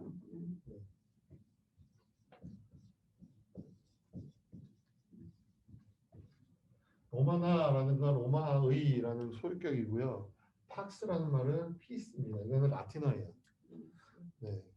그 당시에 그 로마 시대에 그 일반적으로 많이 사용되고 있었던 언어는 헬라어가 사용되었지만 그 신분이 높은 사람들은 헬라어를 사용하지 않았습니다. 그들은 라틴어를 사용했고 그래서 모든 공적인 문서에도 라틴어가 들어가는데 이것을 그 당시 약 200년이 채 안 되는 그 기간을 팍스 로마나라는 라틴어로 불렀는데 뭐냐면 로마의 평화 시대, 로마의 평화라는 말입니다. 이 시대를 왜 이렇게 불렀냐면 이제 그 가이사 아구스도의 그 양 아버지가 줄리어스 시저잖아요. 줄리어스 시저가 이제 그 작았던 로마라는 나라를 이제 제국을 만들었어요. 다 이제 평정하고 다 이렇게 뭐죠? 정복해가지고 전체 이제 그 큰 제국을 만들었습니다. 그래서 그리고 나서 이제 이 양 아들인 가이사 아구스토가 이제 가이사가 되는데 이 사람이 황제가 되었는데 그 나라가 이제 더 이상 전쟁이 없이 평온한 상태가 되는 겁니다. 그 시간이 언제까지 가냐면 약 200년까지 가는 거예요. 그래서 한 200년 정도를 이렇게 팍스 로마나라고 부르는데 여기서 말하는 이 팍스라는 개념, 여기 세상에 말하는 평화라는 개념에는 네 가지 조건이 충족이 되어야지만 이 팍스라는 말을 사용할 수, 다시 말해서 세상에서 평화라는 말을 사용할 수 있었어요. 이 네 가지가 무엇이냐? 첫 번째는 왕권이 안정돼야 됩니다. 황제권이 안정이 돼야 돼요. 그래서 네로가 죽고 나서 한 2년 정도 로마가 금방 없어질 것 같은 그런 치열한 암투가 있으면서 황제가 3번이나 바뀌지 않습니까? 그 한 2년 정도의 짧은 기간을 제외하고는 전체적으로 이제 일반적인 평화가 있었어요. 물론 이렇게 막 다스리면서 암살당한 황제들도 있었지만 대체로는 황제권이 안정되어 있던 시대였고요. 두 번째 조건은 전쟁이 없어야 됩니다. 근데 지방에서 뭐 작은 전쟁들은 있었겠지만 로마 제국과의 큰 전쟁은 없었어요. 세 번째는 제국이 재정적으로 안정되어야 되고요. 네 번째는 그 로마 제국이 워낙 넓으니까 거기에 많은 인종과 언어와 그 문화와 이런 것들이 섞여 있지 않습니까? 그래서 인종이나 언어나 이런 것 간에 갈등이 없어야 됩니다. 이 네 가지가 충족될 때만 주어지는 것이 말할 수 있는 것이 평화라는 것이에요. 세상의 평화. 그런데 요한복음에 의하면 예수님께서 주시는 평화는 그렇지 않죠. 예수님이 주시는 평화는 세상이 주는 것 같지도 않고 세상이 알지도 못하고 줄 수도 없는 그런 평화이죠. 그래서 이 평화는 어떠한 조건과 상관이 없어요. 뭐 왕권이 안정되거나 전쟁이 없거나 있거나 상관없이 어떠한 조건에도 상관없이 주님께서 주시는 평화인데 이것은 은혜로만 옵니다. 그래서 실제로 이제 그 그리스도인들에 대한 핍박이 주후 1세기부터 3세기까지에 걸쳐서 10번이나 이제 있었잖아요. 큰 핍박이 이제 10번이나 있었는데 그리스도인들이 두려웠죠. 무서웠죠. 두려워 떨고 많은 사람들이 배교했습니다. 그리고 순교당하기도 하고 그랬었죠. 두렵고 떨리고 무서움 극도의 공포가 있음에도 불구하고 그들 가운데 하나님께서 주시는 큰 평안이 있었다는 거죠. 제가 예전에 본 그 뉴스 기사가 하나 있었는데 그 동남아 지역이었던 것 같아요. 사진을 보니까 동남아 사람 같은 사람이 그 이렇게 군중들이 있고 어떤 단 같은데 이렇게 딱 올라가지고 서 있는데 이 사람 얼굴이 환하게 웃고 있는 거예요. 젊은 청년인데, 근데 그 청년의 바로 앞에 뭐가 있었냐면 이 교수대 줄이 이렇게 있어. 그래서 이게 뭔가 그러고 기사를 봤더니 여기 파키스탄이더라고요. 파키스탄인데 이 사람이 예수를 믿다가 잡힌 거예요. 그래서 파키스탄 법에 의하면 사형이잖아요. 그래서 교수 형태 그 앞에 서 있는데 이 사람이 마지막으로 하고 싶은 말을 하는 게 뭐냐면 내가 예수 그리스도로 인해서 죽는 것이 나에게 영광이라고 환하게 웃으면서 그렇게 행복한 표정일 수가 없어요. 제가 보기에. 근데 그 어느 누가 그 교수 형태 앞에서 그렇게 웃을 수 있을까요? 우리나라의 예전에 그 무슨 드라마죠? 최민수 나오고 했던 그 모래시계. 예. 뭐 전설 같은 드라마잖아요. 60몇 % 시청률이 나왔던. 예. 근데 거기에서 최민수가 이제 정치 깡패로 등장하는데 마지막에 사형 당하기 직전에 사형대로 가면서 그래서는 나 떨고 있냐 이런 그 유명한 말을 남기잖아요. 그러니까 어느 누구도 죽음 앞에서 담대하고 그렇게 행복할 수 없고 평화로울 수 없지만 주님 주시는 평화를 가진 사람들은 그럴 수 있다는 거죠. 그래서 이것은 은혜를 통해서만 온다라는 것입니다. 내가 항상 내 하나님께 감사하고 기도할 때 너를 말합니다. 다시 한번 내가 항상 내 하나님께 감사하고 또 하나님께 기도할 때 너를 말하는데 그 이유가 있어요. 그 이유는 모든 성도 주 예수 한 분 모든 성도에 대한 내 사랑과 믿음이 있음을 들음이니 이로써 내 믿음의 교제가 우리 가운데 선을 하게 하고 그리스도께 이르도록 역사하느니라. 형제와 성도들의 마음이 너로 말미암아 평안을 얻었으니 내가 너의 사랑으로 많은 기쁨과 위로를 받았노라. 자, 제가 시간이 없어서 빨리 읽었는데요. 이것을 한번 보도록 하겠습니다. 제가 이 부분 중요하니까 이제 다들 보셔야 된다고 말씀드렸잖아요. 이게 왜 중요할까요? 지금 바울이 뭐라고 말하냐면 내가 항상 내 하나님께 감사하고 기도할 때에 내 기도할 때 항상 빌레몬을 위해서도 한다는 거예요. 내가 감사할 때 빌레몬 때문에도 감사한다는 거예요. 그 이유가 뭐냐면 빌레몬에게 사랑이 있고 믿음이 있습니다. 근데 이 사랑과 믿음이 누구를 향해 있느냐면 주 예수를 향해 있고요. 또 하나는 성도들을 향해 있습니다. 그렇죠? 이로써 내 믿음의 교제가 사랑과 믿음이 있는데 이 믿음의 교제가 우리 가운데 있는 선을 알게 한대요. 그러니까 그 선을 우리에게 알게 하는 게 아니에요. 우리 가운데 이 믿음을 인한 이 교제가 우리 안에 뭐가 있어요? 우리 안에 이제 선한 것이 있잖아요. 그 선이 우리의 행위의 선이라기보다 주님께서 주시는 그런 선들이 있잖아요. 주님의 말씀하시는 선이라든가 이런 선을 알게 합니다. 누구에게 알게 하나요? 사람들에게 알게 하겠죠. 그리고 이것이 그리스도에게까지 이르도록 역사한대요. 뿐만 아니고 형제여 성도들의 마음이 너로 말미암아 평안함을 얻었습니다. 성도들의 마음이 그들의 마음이 이 빌레몬으로 말미암아 평안함을 얻었으니 내가 너의 사랑으로 많은 기쁨과 위로를 얻었습니다. 내가 너의 사랑으로 말미암아 기쁨과 위로를 얻었습니다. 자, 이 그림을 잘 보세요. 이 그림의 한가운데 있는 게 뭔가요? 사랑과 믿음이에요. 그렇죠. 그리고 바울이 지금 이걸 계속해서 칭찬하고 있는 겁니다. 그리고 이것에 대해서 내가 너의 이것 때문에 내가 날마다 감사하고 너의 이것 때문에 내가 기쁨을 얻었고 내가 위로를 얻었어 라고 이야기를 하는 거예요. 왜 이 얘기를 할까요? 바울이 지금 어디에다 호소하려고 하는 걸까요? 그게 사랑에 대해서 호소하려고 하는 겁니다. 믿음의 행위에 대해서는 또 뭐라고 할까요? 믿음의 교제가 우리에게 가운데 있는 선을 알게 하고 그리스도께 이르도록 역사했잖아요. 이것이 사람들에게 선을 알게 할 뿐만 아니라 그리스도에게까지 이르도록 역사했습니다. 이 뒤에서 나오는 그렇기 때문에 이 뒤에 나오는 빌레몬이 오네시모를 용서하고 받아들인다면 그것은 어디에게까지 이르도록 역사하는 거예요? 그리스도에게까지 이르도록 역사하는 겁니다. 제가 이제 시간이 얼마 안 남아서 짧게 말씀드렸는데 이런 내용들을 담고 있어요. 그러니까 지금 바울은 이것들을 통해서 내가 너의 사랑에 호소하고 너의 믿음에 호소해. 그래서 나는 네가 빌레몬을 사랑으로 받아들여 주기를 원해.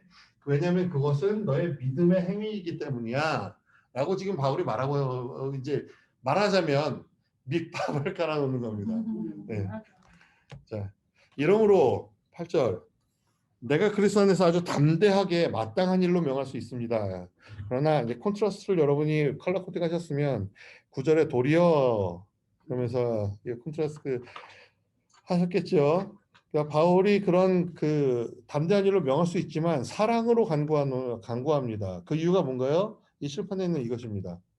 이거. 그의 사랑과 믿음이 있기 때문이에요. 나이 많은 나 바울은 지금 또 예수 그리스도를 위해 갇힌 자 되어 우리 1절에서 했죠. 갇힌 중에서 낳은 오네시모를 위하여 바울이 갇힌 중에서 결혼해서 애를 낳았나요? 그건 아니겠죠. 2년 안에 그런 일이 있을 수는 없잖아요. 이게 무슨 말일까요? 그냥 만났다라는 의미는 아닌 것 같습니다. 갇힌 중에서 오네시모가 어떤 경로를 통해서인지 모르겠지만 바울의 소문을 들었고 바울에게를 찾아왔고 그에게 복음을 아마도 바울이 전해서 그리스도인이 된 것 같습니다. 그러니까 영적인 아들이라고 말할 수 있겠죠. 그래서 갇힌 중에서 낳은 아들 오네시모를 위하여 너에게 간구하노라. 그가 전에는 너에게 무익하였으나 이제는 나와 내게 유익함으로. 자, 이것도 컨트라스트죠. 근데 여기 제가 드린 그 성경 본문에 제일 아래에 보면 각 주에 오네시모의 뜻을 제가 적어놨나요? 예. 네네. 네, 적어놨습니다. 그 뜻이 뭔가요? 유익한이라는 뜻이 있죠. 그러니까 여기 보시면 11절에 그가 전에는 내게 무익하였으나 이제는 나와 내게 유익함으로 이거는 이제 바울이 언어 유희를 사용하는 겁니다. 네? 대조예요, 대조. 네. 근데 무익과 유익이 대조이지만 또한 동시에 이 유익한 오네시모라는 그 이름의 뜻을 사용해서 지금 언어 유희를 하고 있어요. 유익함으로 너에게 그를 돌려보내노니 그는 내 신복이라. 내 신복이라는 말은 그 원어에서는 나의 심장이다라고 되어 있죠. 그만큼 바울이 가까이 두고 싶어하는 사람입니다. 오네시모는. 그래서 바로 다음 절에 그렇기 때문에 그를 내게 머물러 있게 하여 나의 복음을 위하여 갇힌 중에서 너 대신 나를 섬기게 하고자 하나. 그러니까 이 오네시모가 바울의 복음 전파 사역을 굉장히 열심으로 도왔던 것 같습니다. 다만 내 승낙이 없이는 내가 아무것도 하기를 원하지 아니하노니 이는 너의 선한 일이 억지같이 되지 아니하고 자의로 되게 하려 함이라. 자, 승낙이 없이는 내가 아무것도 하지 않기를 원한다. 이 말은 너의 승낙이 없이는 내가 오네시모를 내 곁에 두려지 않겠다라는 이야기잖아요. 근데 이것은 이제 바울의 그, 그 어떤 그 성품에서 나온 것일 수도 있지만 또 한 가지는 그 로마법에 의하면 그 도망친 노예만 처벌하는 것이 아니고 숨겨진 사람도 처벌하게 돼 있어요. 그러니까 바울이 오네시모를 계속 데리고 있으면서 계속 숨겨주면 바울로 처벌을 받는다는 얘기겠죠. 그러니까 물론 그런 이유도 아마도 있을 것 같습니다. 그러나 바울이 단순히 처벌 때문에 그렇게 하는 것만 같지는 않아요. 그래서 이는 너의 선한 일이 억지같이 되지 아니고 자의로 되게 하려 함이라. 아니 감히 사도 바울 선생님이 데리고 있겠다는데 누가 그걸 그러니까 이것을 내가 데리고 있을게 하고 그냥 통보하는 것이 아니고 내가 너의 허락을 구해라고 이야기를 하는 것입니다. 아마 그가 잠시 떠나게 된 것은 15절은요. 이 오네시모가 빌레몬을 떠난 사건에 대한 신학적인 해석입니다. 그래서 아마 그가 잠시 떠나게 된 것은 너로 하여금 그를 영원히 두게 함이니 16절 이후로는 종과 같이 대하지 아니하고 종 이상으로 곧 사랑받는 형제로 둘 자라 라고. 그러니까 제일 위에 1절에 보시면 우리의 사랑을 받는 자의 동역자인 빌레몬, 16절에서는 오네시모에 대해서 종과 같이 대하지 않고 종 이상으로 사랑받는 형제로 둘 자라라고 말하죠. 나에게 특별히 그러하거든 하물며 육신과 주 안에서 상관된 너에게랴. 그러니까 나에게는 육신은 상관되지 않았죠. 주 안에서만 상관됐지만 빌레몬에게는 육신까지도 상관이 되어 있는 것입니다. 그러므로 내가 너를 동역자로 알진대 그를 영접하기를 내게 하듯하고 나를 영접하듯이 그를 영접해라. 그가 만일 너에게 불의를 하였거나 너에게 빚진 것이 있으면 그것을 내 앞으로 계산하라. 이건 이제 제가 비어라이 할 때 지난주에 말씀을 드린 것 같긴 한데 이것을 어떤 사람들은 그 오네시모 그러니까 만일 이랬다면이라고 이야기를 하기 때문에 오네시모가 돈을 훔쳐갔다는 근거가 될 수 없다라고 이야기를 합니다. 뭐 그렇게 볼 수도 있지만 저는 이제 다르게 본다고 말씀을 드렸죠. 뉴욕과 같은 곳으로 도망가서 돈 없이 도망간다. 이것은 좀 자, 그래서 어쨌든 그가 만일 내게 불의를 할 건데 내게 빚진 것이 있으면 그것을 내 앞으로 계산하라. 19절 나 바울이 친필로 쓰노니 그러면서 여기 친필로 쓰잖아요. 뭐라고 쓰냐면 그거 내가 갚을게. 내가 그리고 그거 외에 그렇지만 네가 이외에 너 자신이 나에게 빚진 것은 내가 말하지 아니하노라. 지금 이게 말하는 건가요? 말 안 하는 건가요? 이걸 보면 마치 빌레몬이 빌레몬이 바울에게 뭔가 빚진 것 같잖아요. 뭘 빚졌을까요? 네, 사랑의 빚을 졌을 겁니다. 특별히 이제 복음에 대한 빚을 진 것 같습니다. 그런데 그 골로새서를 자와 또 빌레몬서뿐만 아니라 골로새서와 사도행전을 여러분 자세히 살펴보시면 바울이 골로새에 갔던 기록이 없어요. 그러면 바울이 골로새에 가지 않았느냐? 모르죠. 갔을 수도 있겠죠. 왜냐하면 아까 말씀드렸던 것처럼 성경은 모든 걸 기록하지 않으니까 갔을 수도 있겠지만 사도행전을 근거로 본다면 바울은 가지 않았던 것 같습니다. 특별히 골로새서 안에도 내가 너희를 얼굴과 얼굴을 맞대서 본 적이 없다라고 말해요. 그것을 보면 바울은 골로새 간 적이 없는 것 같습니다. 그렇게 본다면 바울은 빌레몬도 아마도 본 적이 없을 가능성이 크죠. 그러면 어떻게 우리가 BRI에서 이거는 안 했는데 어떻게 빌레몬이 그 복음을 알고 그 교회가 세워지고 그 복음 그 집에서 교회가 모였을까 생각해 보면 아마도 그 사도행전 19장인가요? 그 에베소에 바울이 갔을 때 에베소에서 바울이 2년간 머물면서 두란노 서원에서 사람들을 가르치지 않습니까? 근데 그때 사도행전 기록에 의하면 아시아에 있는 모든 사람들이 나와 들었다라고 되어 있습니다.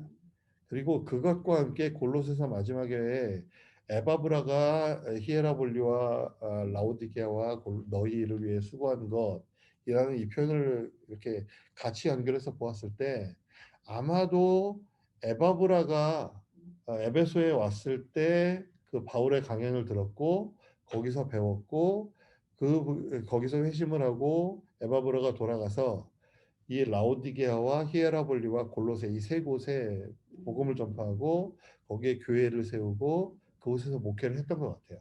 에바브라가. 그러니까 그것을 빌레몬도 에바브라를 통해서 들었겠죠. 그리고 에바브라가 이 세 군데를 돌아가면서 목회를 하면서 사람들을 양육하고 그리고 에바브라가 지금은 이제 여기 마지막에 보시면 나와 함께 갇힌 자 에바브라 23절에 그렇게 돼 있잖아요. 에바브라가 다시 로마로 와서 무슨 일이 생겼는지 모르겠지만 지금 바울에게 갇혀 있고 그 골로새 교회는 지금은 아키포가 에바브라를 대신해서 목회를 하고 있는 것 같습니다. 그래서 어쨌든 빌레몬이 바울에게서 직접적으로 그 복음을 듣지 못했지만 아마도 그렇겠지만 가능성은 바울이 에바브라에게 에바브라를 통해서 빌레몬이 복음을 들었고 그렇게 해서 이제 그곳에 교회가 세워지고 모이게 됐다. 그래서 이 빌레몬도 그런 의미에서 바울에게 복음의 빚을 지고 있다라고 볼 수 있겠죠. 여기서 바울이 직접 쓰는 것은 그 이유가 무엇이냐면 로마법에 의하면 이렇게 그 빚을 갚는 보증서나 이런 것들에 대해서는 본인이 직접 써야 된대요. 우리는 지금은 이제 타이핑해서 뽑아가지고 사인을 하잖아요. 시그니처 서명을 하는데 그 당시에는 그냥 서명만 하는 것이 아니고 본인이 직접 써야 이것이 효력이 있다고 합니다. 다 이제 바울이 불러주다가 여기서는 자기가 써야 되는 거예요.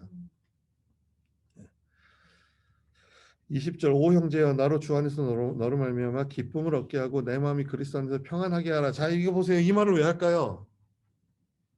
이거 여기 보세요. 여기 뭐 때문에 바울이 기쁨과 위로를 받았습니까? 이 빌레몬의 사랑과 믿음의 교제 그것이 이제 성도들에게 역사했고 그것 때문에 내가 기쁨과 위로를 얻었잖아요. 근데 지금 여기서 바울이 앞에서 이렇게 얘기했는데 내가 너로 인해서 기쁨과 위로를 받았는데 지금 이것을 함으로 다시 한번 나에게 기쁨과 음을 얻게 하고 내 마음이 그리스도 안에서 평안하게 해주지 않겠니? 라고 연결을 하는 것입니다. 24절 21절 나는 내가 순종할 것을 확신함으로 내게 썼노니 내가 내가 말한 것보다 더 행할 줄을 아노라. 그리고 이제 22절은 오직 너는 나를 위해 숙소를 마련하라. 이것을 보면 바울이 곧 석방될 것을 기대하고 있는 것 같습니다. 너의 기도로 내가 너에게 나아갈 수 있기를 바라노라. 한 번도 가보진 않았지만 이번에 출감 뭐 어쨌든 뭐 그렇게 되면 가기를 원하는 것 같습니다. 자 그리고 이제 끝인사하고 이렇게 마치죠. 제가 이제 시간이 너무 짧아가지고 중요한 것만 이렇게 체크하고 이렇게 같이 함께 보고 끝났는데요. 자 우리가 상황을 다시 한번 상상을 해보겠습니다. 이 편지를 바울이 써서 이제 오네시모의 손에 주는 거예요. 오네시모가 이것을 들고 뭐 며칠을 갔는지 모르겠어요. 뭐 한 달은 갔겠죠. 한 달을 가면서 그 마음이 어땠을까요? 두려웠겠지 않았겠습니까? 그 마음이 지옥 같았을지도 모르겠다는 생각이 드는데 그냥 배를 타고 에베소 항구에 내려서 에베소부터 이제 골로새까지 걸어가는 거죠. 한 일주일 남짓 걸어갔을 텐데 가면 갈수록 그 마음이 더 무거웠을 것 같아요. 점점 더 그 마음을 짓눌러 오는. 그러다 이제 마침내 골로새에 왔습니다. 그리고 빌레몬의 집 앞에 왔어요. 빌레몬의 집 문을 두드리겠죠.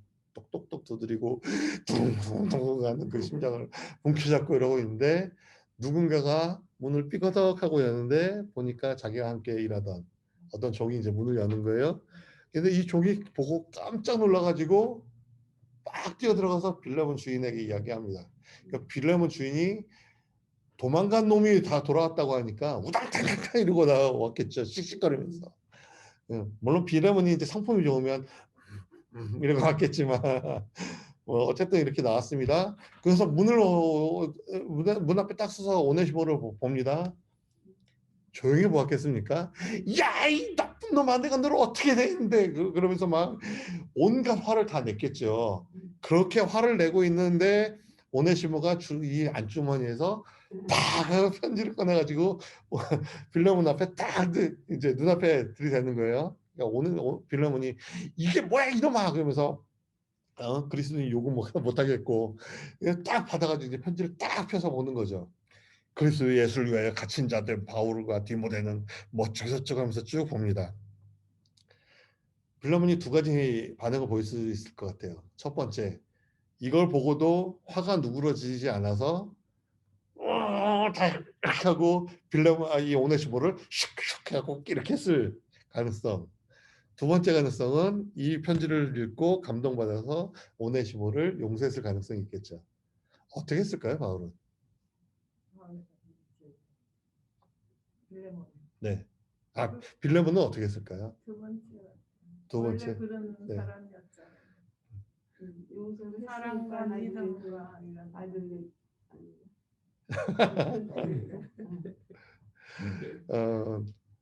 네, 용서했을 것 같아요. 네. 저는 그 이유를 두 가지를 보고 있어요. 두 가지 근거를 보고 있는데 첫 번째는 빌레몬서가 오늘날까지 우리에게 남아있는. 만약에 빌레몬이 용서하지 않았다면 어떻게 됐을까요? 이 편지를 잘 보관했을까요? 야, 그래도 내가 이놈을 용서하진 않지만 그래도 사도 바울 선생님이 나에게 보내주신 편지 이렇게 했을까요? 그 자리에서 화가 나서 찢어버리지 않았을까요? 불태워버리거나.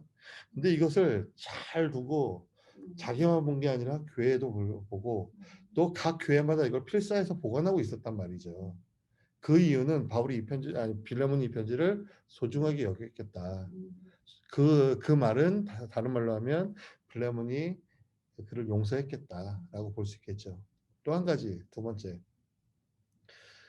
그 주후 2세기 초반에 제 기억으로는 하드리안 황제의 박해 때였던 걸로 기억하는데 그때 순교했던 사람 중에 한 명이 누구냐면 그 안디옥의 주교였던 이그나티우스라는 사람이 순교를 당합니다. 근데 이제 순교를 당하러 끌려가면서 소아시아에 있는 7교회에게 편지를 써서 보내는데 그 편지들이 지금까지 남아 있어요. 아마 원본도 남아 있는지 모르겠지만 아무튼 그 사본들이 남아 있습니다.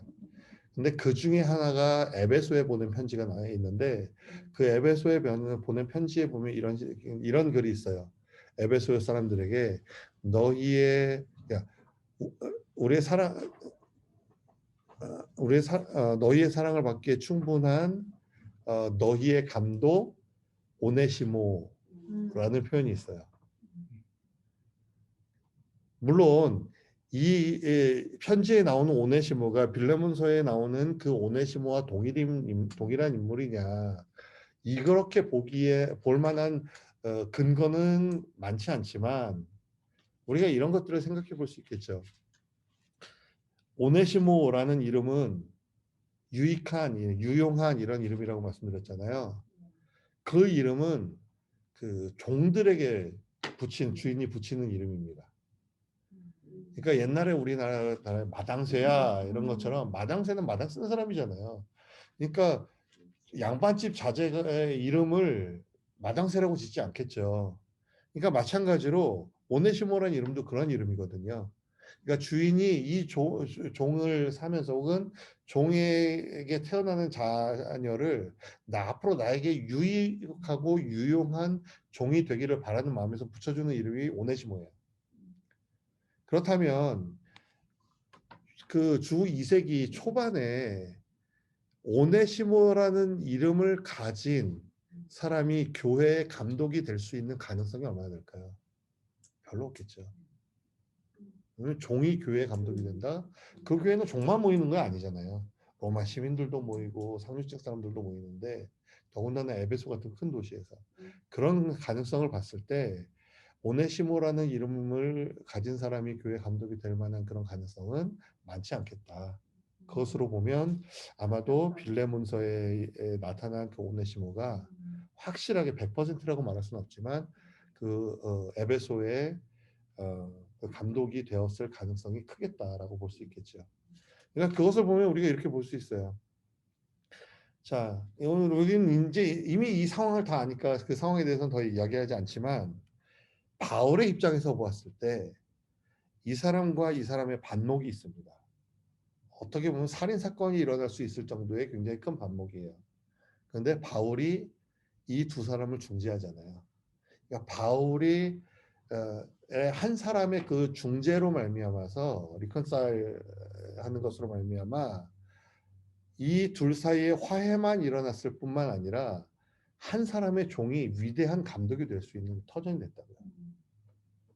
오네시모의 입장에서는요. 내가 정말 죽일 만큼 가기 싫었는데 내가 나의 주인에게 옛 주인에게 용서를 빌고자 하는 그 마음 그리스도 안에서 그것이 맞으니까 그것이 정당하니까 그 편지를 가서 주인 앞에 목숨을 걸고 그 편지를 내밀고 사죄한 그 용서를 구한 그 행위 하나가 그런 기독교 역사의 위대한 일들을 만들어낸 것이죠. 빌라몬의 입장에서는 어떤가요? 빌라몬은 자기가 용서할 때 이 오네시모가 나중에 교회의 감독이 될 거 알았을까요? 몰랐겠죠. 당연히 몰랐죠. 그냥 그래 내가 이 죽을 놈 하나 용서하고 말지. 이것이 그리스도 안에 옳다고 옳은 일이라고 하니까 그러고 용서했겠죠. 그런데 이 작은 용서 하나가 기독교 역사에 굉장히 위대한 발자국을 남긴 거죠. 그러니까 오늘날 우리가 하는 작은 행위 하나가 결코 작다고 말할 수 없어요. 우리가 처음에도 얘기했던 것 같은데 용서는 정말 쉽지 않거든요. 용서는 정말 쉽지 않아요. 그런데